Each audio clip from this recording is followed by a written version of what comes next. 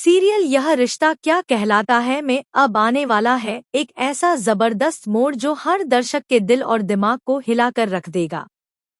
अरमान, जो पहले ही अंदर से टूट चुका था, जब क्रिश और फूफासा से कड़े शब्दों में भिड़कर घर लौटता है तो उसके भीतर एक आग सी धधक उठती है।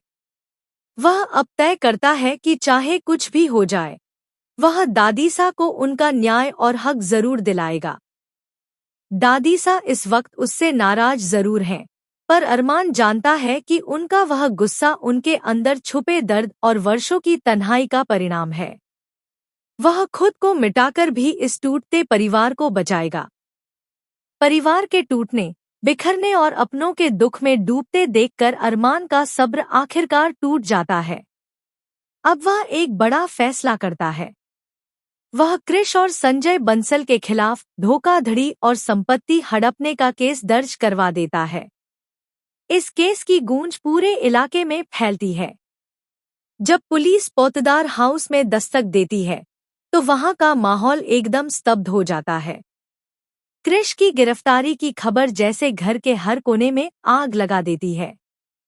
क्रिश डरा हुआ है, लेकिन संजय बंसल उसे भरोसा दिलाता है। डर मत क्रिश, अरमान हमारा कुछ नहीं बिगाड़ सकता। हमारे पास कावेरी बुआ के दस्तखत हैं। कागजों में हम पूरी तरह से सुरक्षित हैं। अरमान कुछ कर नहीं पाएगा। लेकिन संजय बंसल यह भूल जाता है कि अरमान सिर्फ कोई आम इंसान नहीं, बल्कि एक तेजतर्रार, रणनीतिक और जुझारू वकील है। अरमान हार मानने वालों में से नहीं है।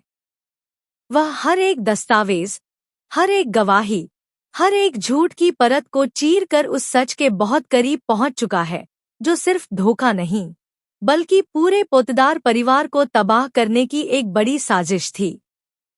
इसी बीच जब अंशुमान को पता चलता है कि क्रिश ने अपने ही परिवार के खिलाफ विश्वासघात किया है, तो वह अपनी बहन का रिश्ता क्रिश से तुरंत तोड़ देता है। उसकी बहन भी अब पूरी तरह समझ जाती है कि क्रिश कितना गिरा हुआ और चालाक इंसान है। लेकिन यहीं आता है वह पल जो सब कुछ उलट-पुलट कर देने वाला है। अरमान केस की फाइल्स में छुपे एक पुराने फोटो और डीएनए रिपोर्ट को देखता है। रिपोर्ट पढ़ते ही उसके हाथ कांपने लगते हैं। उसकी सांसें थम जाती हैं। मायरा ही असल में अभिरा की खोई हुई बेटी पुखी है। जी हाँ, जिसे अभिरा वर्षों पहले खो चुकी थी, जिसके लिए उसने दिन रात आंसू बहाए, जिसे वह अब तक मरा समझकर हर दिन दुआ करती आई थी, वही बच्ची आज उसकी सबसे बड़ी विरोधी बन चुकी है। अरमान इस खुलासे से हिल जाता है, लेकिन वह जानता है कि अब यह केस नहीं, एक माँ बेटी के पुनर्मिलन की कहानी है। एक ऐसी बेटी जो अपनी माँ से नफरत करती है और एक माँ जो उसी से मिलने को तरस रही है। लेकिन यह सब एक साधारण हादसा नहीं था, यह एक साजिश थी। और इस जाल की धुरी थी कावेरी बुआ।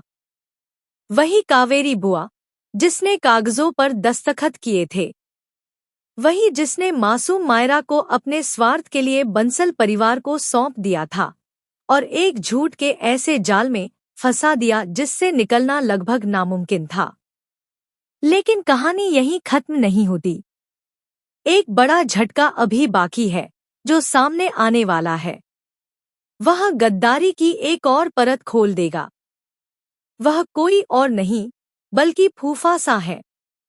हाँ, वही फूफासा जो सबसे करीबी और भरोसेमंद नजर आते थे। वही असल में पोतदार परिवार के लिए सबसे बड़ा खतरा थे। वे कावेरी बुआ और संजय बंसल के साथ मिलकर परिवार को बिखराने की साजिश रच रहे थे। उन्होंने मायरा को चुरवाया और इस पूरे षड्यंत्र को अंजाम तक पहुंचाने के लिए पीछे से खून पसीना एक किया। अब अरमान के सामने सबसे बड़ी